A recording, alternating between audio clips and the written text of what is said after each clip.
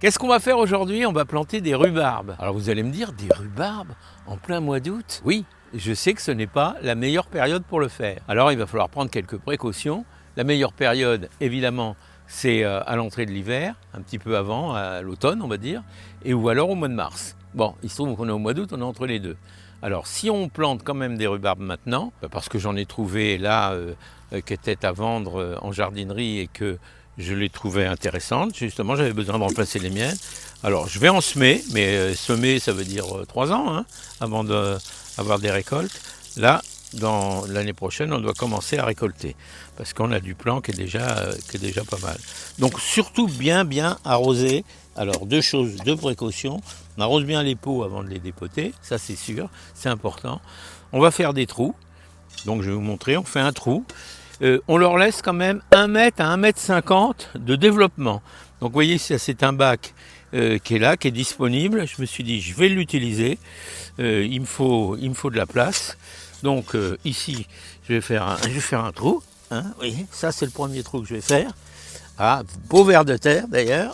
Ça c'est bon signe. Donc ça, signe que notre sol est bon. On le remet au sol, il va continuer son travail. Donc il faut qu'il soit relativement meuble. Hein. C'est important parce qu'on est hors saison, donc on voudrait que ça donne bien quand même. Hein. Bien arroser ce trou avant de planter. Donc vous voyez, on a arrosé les rhubarbes, et bien maintenant on va arroser le trou. Et là on n'hésite pas. Hein. Là j'ai un arrosoir, j'ai 10 litres d'eau de pluie. Hein.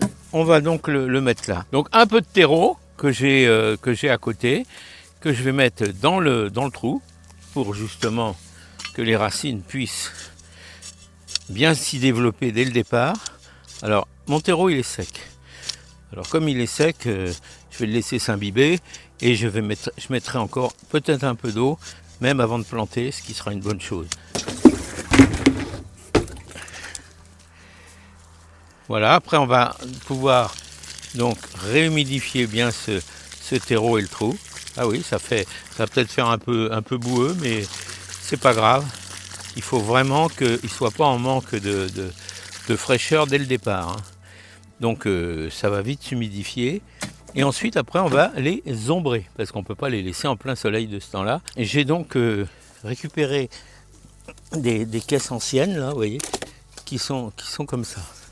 Donc ça va leur servir de cloche. On les mettra par-dessus, de façon à ce qu'ils ne souffrent pas trop du soleil et qu'ils puissent s'enraciner tranquillement. Ça, on va les laisser jusqu'à la fin de l'été, en fait. Hein. Donc on va laisser ça pendant un mois et demi, et après on pourra les retirer. Tout dépendra du climat, évidemment, parce que c'est un peu aléatoire en ce moment. Mais voilà, donc on va revenir. Alors, il y a plein de variétés qui existent. Moi, je vous parlerai des variétés à la fin de la vidéo. Je vous dirai lesquelles me paraissent plus intéressantes que les autres. Tout ça, ça dépend de ce que vous voulez faire. Est-ce que vous voulez faire de la rhubarbe pour faire des tartes à la rhubarbe? Est-ce que vous voulez de la rhubarbe pour faire de la confiture? Est-ce que vous voulez, vous voyez, en fonction de sa destination, il y a des variétés qui sont mieux adaptées que d'autres. Alors voilà. Donc là, vous voyez, je suis très bien. Voilà, je mets ma rhubarbe là. Alors évidemment, elle a tendance à flotter parce que j'ai mis pas mal d'eau, hein, mais c'est pas grave. Alors surtout, ne pas enterrer le cœur. Hein. Juste au ras, on met le cœur au ras du trou, mais pas davantage. Alors on l'a dit, hein, au moins 1 mètre en tous sens. Hein, parce que ça a une envergure assez importante, hein, la rhubarbe. Hein. Alors vous le savez tous, hein, la rhubarbe, ne consommez pas les feuilles. Les feuilles sont toxiques. Hein. Ce qu'on utilise, c'est les côtes, hein, bien sûr. Donc c'est ça qu'on utilisera, mais pour l'instant, on n'a pas forcément de besoin. Donc là, on va couper celle-là parce qu'elle fait désordre un peu. Voilà ce qu'on fait avec notre truc. Et quand on aura terminé la plantation, on reprend notre cajot là, et on va le mettre comme ça. Donc on va le laisser tranquille là. Par contre, on veillera à arroser régulièrement au pied pour qu'elle ne manque pas du tout d'humidité. Voilà, donc une fois qu'on a terminé la plantation, on arrose à nouveau, même si le trou a bien été arrosé, on arrose, on n'a pas peur.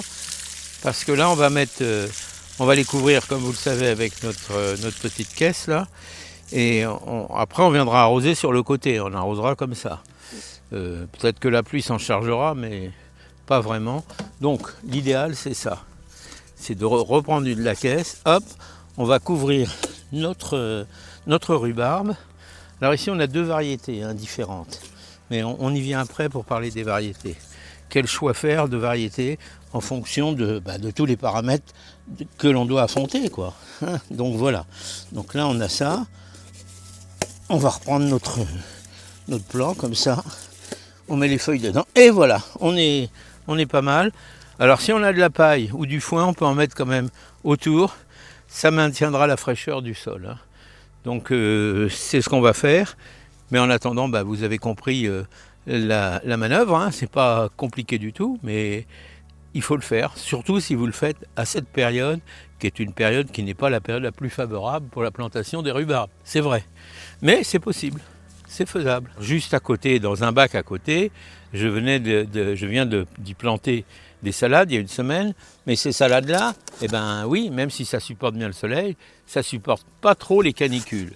Donc pour l'instant, quand il fait pas trop chaud, je les découvre, et quand il va faire chaud comme c'est prévu aujourd'hui, ma foi, je couvre. Alors vous voyez, je couvre avec des cagettes. Donc les cagettes sont là, j'ai une ombre économique et pas trop chère. Et donc efficace surtout, oui, économique et pas cher c'est la même chose, mais en tout cas efficace. Donc voilà en ce qui concerne les salades, vous voyez, donc j'en ai planté encore plus récemment, d'autres variétés sont là. Donc si je veux qu'elles restent au frais, il faut les couvrir, sinon elles vont griller sur place. Bien, je reviens à la rhubarbe parce que je voulais vous parler un petit peu des différentes variétés auxquelles on peut faire face et lesquelles prendre en fonction de ses besoins. Alors des variétés, il y en a plusieurs. Moi j'ai fait un top des variétés qui pour moi sont certainement les meilleures. Alors les meilleures, oui, ça ne veut rien dire parce que ça dépend ce qu'on veut faire. Est-ce que vous faites de la rhubarbe pour faire de la confiture? Est-ce que vous faites de la rhubarbe pour faire des tartes? Est-ce que vous la faites pour la consommer autrement? Tout ça a une incidence. Alors ce qu'il faut bien comprendre, c'est que la rhubarbe, elle peut être douce, elle peut être acide.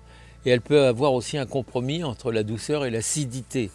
Donc c'est ça qu'il faut bien essayer d'intégrer. Si vous devez choisir des variétés, pensez, il y a des variétés qui s'adaptent bien, plus ou moins à d'autres. Alors c'est subjectif le classement que j'ai fait. Je le reconnais volontiers, mais je vais vous dire pourquoi je l'ai fait et je vous laisse libre, comme toujours, de faire ce que vous voulez, comme vous voulez, car comme vous ferez, ce sera bien. Si vous cherchez une rhubarbe qui a un taux d'acidité très bas, je vous recommande la Valentine. Valentine ou Valentine, comme vous voudrez, c'est donc une variété qui, elle, est donc très faible en acidité. Par contre, vous avez des variétés qui sont un peu plus équilibrées, comme la Red Champagne.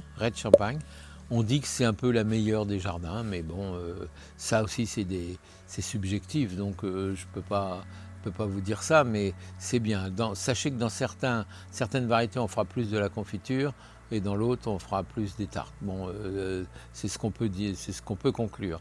Alors, après, on peut mentionner aussi d'autres variétés, 3 autres, je pense, qu'on peut mentionner. Si vous recherchez par contre une rhubarbe très acide, il y en a pour faire des gelées, pour faire des choses comme ça, ou des sirops.